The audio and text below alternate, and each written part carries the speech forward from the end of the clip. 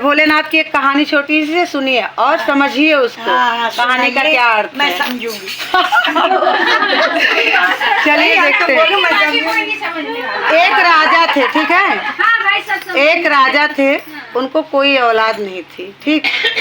और उनके गांव में जगह जगह भोलेनाथ की चर्चा चल रही थी। सावन का महीना था, तो रानी ने एक दिन राजा से बोला, हे राजा साहब, जगह जगह इतना बढ़िया बढ़िया पूजा क्यों हो रहा है और हमें कोई बुलाता ही नहीं है।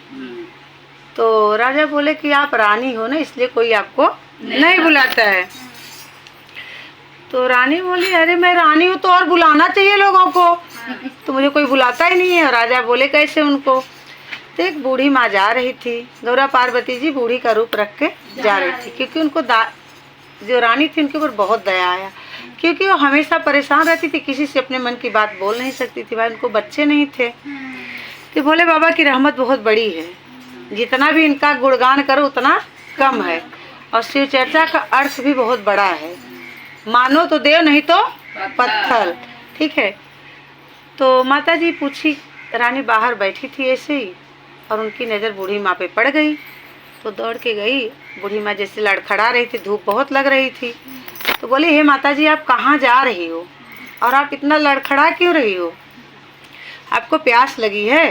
तो रानी उनको अपने घर ले आई, पानी पिलाई और गुड़ लेके आई, गुड़ और पानी। तो माता जी ने ऐसे गुड़ उठाया हाथ में और मुंह में डाली और हंसने लगी। तो रानी बोली कि ये बूढ़ी माँ, आप हंस क्यों रही हो, हमने तो कुछ ऐसा बोला नहीं आपको। तो माता जी बोले कि बेटा, मैं हंस इसलिए रही हूँ कि तेरी ज़िंदगी में इतना मिठास है, फिर भी तू इतनी उदास क्यों है। तेरे घर में किसी चीज़ की कमी नहीं है, तेरा पति चक्रवर्ती राजा है, ठीक है। तो वो रोने लगी ज़ोर ज़ोर से। रानी बोली कि हे माँ, मैं अपने दिल की बात कभी किसी से बोल नहीं पाती हूँ, मैं अपने पति से भी नहीं बोल पाती, क्योंकि वो खुद ही औलाद के लिए दुखी हैं। अगर मैं बोलूँगी तो वो ज़्यादा दुखी हो जाएंगे, और वो मुझे इतना प्यार करते हैं कि जब भी मैं कुछ पूछती हूँ कुछ और ही बातें करके टाल देते हैं। मुझे कभी ये नहीं कहती मतलब आपके पास बच्चा नहीं इसलिए लोग आपका तिरस्कार करते हैं, पर मेरी प्रजा जिसको मैं बच्चे के समान जानती हूँ वो मेरा तिरस्कार करते, मुझे बहुत तकलीफ होती है। तो गौरा माता ने कहा कि आप किस भगवान को मानती हो। तो रानी बोली कि हे माँ, मैं किसी भगवान को नहीं मानती, क्योंकि इतने भगवान हैं, इतने भगवान हैं, एक को पूजे तो दूसरे नाराज हो जाते हैं, दूसरे को पूजे तीसरे नाराज हो जाते हैं। तो माता जी ने जोर जोर से ठहाका लगा के हंसने लगी। तो बोले कि भगवान अनेक नहीं है, आप मनुष्य ने उनके नाम अनेक रख दिए हैं, उनके दर्जा अनेकों दे दिए हैं, भगवान तो एक ही है।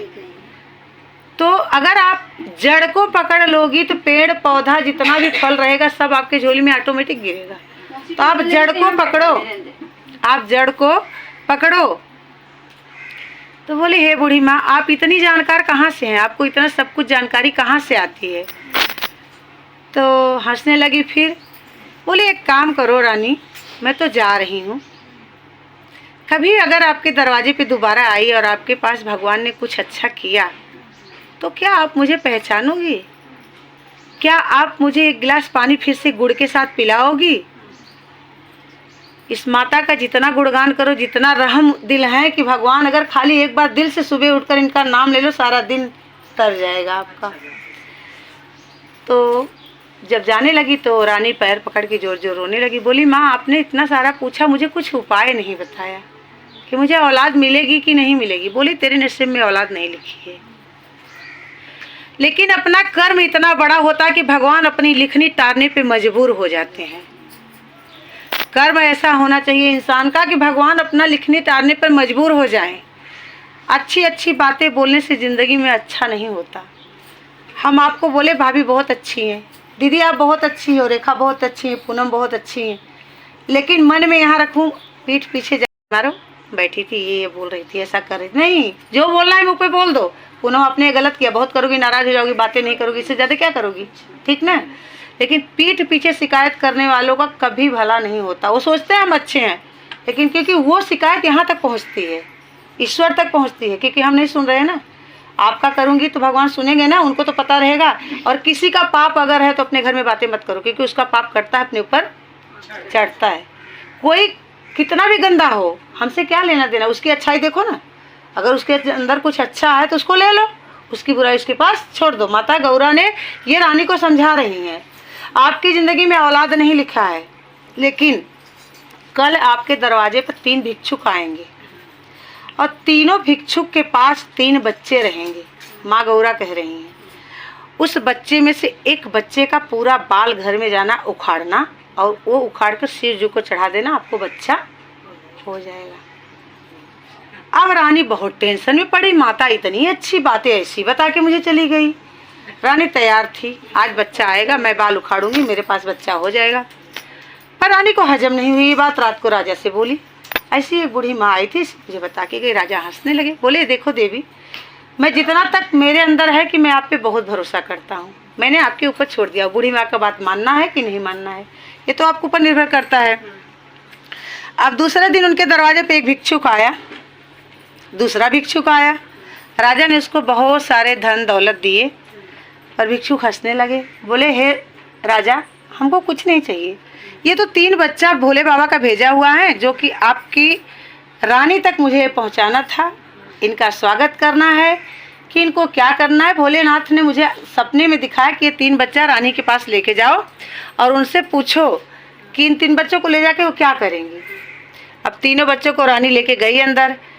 पहले एक का मुंह ताकि उसको नाश्ता पानी कराए, दूसरे का मुंह ताकि उसको नाश्ता कराए, तीसरे का मुंह ताकि उसको नाश्ता पानी कराई। फिर इसके बाद बढ़िया बढ़िया कपड़ा लाई थी, तीनों को पहनाई, पहना के तीनों के माथ का चुंबन की, तिलक लगाई, उन लोग को आरती उतारी। फिर देख रहे हैं किसका बाल उपारूं, इतने सुंदर सुंदर तीनों हैं, मैं बाल किसका उपारूं और किसके बाल उखाड़ कर मैं शिव जी को चढ़ाऊं। अरे शिव जी मेरी ये पूजा स्वीकार करेंगे? माता ने तो बोल के चली गई बूढ़ी माँ कि बाल उखाड़ कर चढ़ा देना और भोले बाबा प्रसन्न होकर आपको बच्चा दे देंगे। तो बाहर लेके आई, तीनों बच्चों को कुछ नहीं की, बाहर लेके आई तो उन भिक्षु से पूछी कि ये बच्चे किसके हैं। तो बोले जिसके बच्चे हैं माता वो बहुत गरीब है, उनको इनका परवरिश करने का शक्ति नहीं है, इसलिए इनको भोले बाबा का सपना आया कि रानी कुछ करना चाहती है इन बच्चों के साथ। इसलिए वो भिक्षुक ने मुझे दिया कि हे प्रभु आप जा रहे हो तो माता को सौंप देना तीनों बच्चे। जब माँ रानी ने यह शब्द सुना तो जोर जोर ठहाका मार के रोने लगी। तो भिक्षुक बोले कि हे माँ आप रो क्यों रही हैं, आप तो रानी हैं, आपको किसी चीज़ की तकलीफ़ नहीं है। बोले कि जिनके जो ये बच्चों के माँ बाप हैं, क्या वो यहाँ बुला सकते आप उनको? भाई भिक्षुक गए, रानी का कहना मानकर उस बच्चे के माँ बाप को लेके आ गए। उन बच्चों को माँ बाप को लेके जब आए तो वो रानी उनको बुलाई, बोले कि इन बच्चों को ज़िंदगी में परवरिश करने में जितना भी खर्चा लगेगा, इन बच्चों के परवरिश करने में जितना भी खर्चा लगेगा, इनकी पढ़ाई लिखाई का सब मैं आपको दूंगी, लेकिन इन बच्चों को अब दोबारा किसी रानी, किसी प्रजा, किसी के घर पे कभी भेजना मत।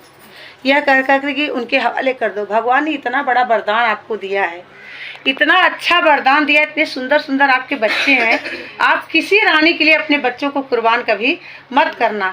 भगवान ने मुझे इतनी दौलत दी है, औलाद नहीं दी, आपको औलाद दी है, आपके पास दौलत नहीं है, तो जितनी इनके खर्चे रहेंगे, जब तक ये अपने पैर पे नहीं खड़े हो जाएंगे उतना दिन तक मैं इनका खर्चा दूंगी, और अपने बच्चों को अब किसी के लिए कभी भेजना मत कहीं।